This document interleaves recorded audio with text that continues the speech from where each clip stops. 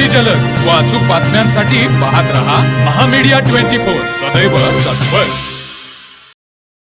देशातील लोकशाही टिकवण्यासाठी आणि काँग्रेस पक्षात नवचैतन्य निर्माण करण्यासाठी आता संघटनात्मक फेरबदलावर भर दिला जातोय।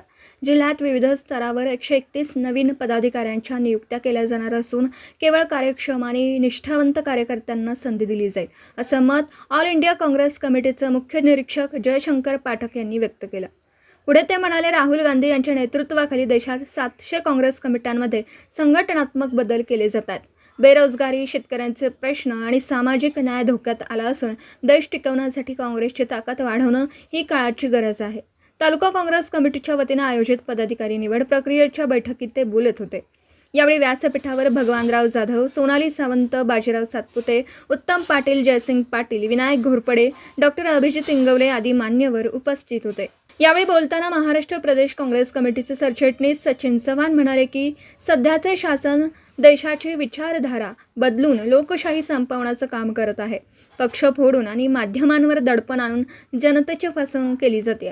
मात्र भाजपच्या या राजकारणामुळे काँग्रेसमधील कचरा साफ झाला असून आता केवळ निष्ठावंत कार्यकर्ते पक्षात राहिलेत। 2029 मध्ये सत्ता आणण्यासाठी आतापासूनच कामाला लागणं गरजेचं आहे। पक्षात एकूण 72 संघटना असून 131 नवीन नियुक्त्यांद्वारे तालुका पातळीवर सक्षम फळी उभारली जाईल, असंही त्यांनी नमूद केलं।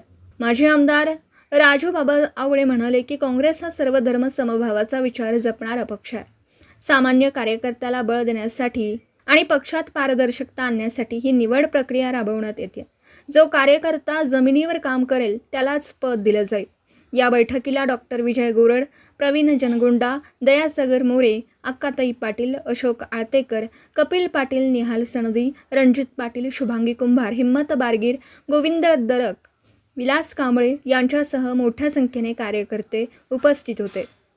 कार्यक्रमाचं स्वागत तालुका अध्यक्षांनी केलं। तर मग चला सबस्क्राईब करायला विसरू नका महामीडिया 24 न्यूज चॅनलला। महामीडिया 24 सदैव तत्पर।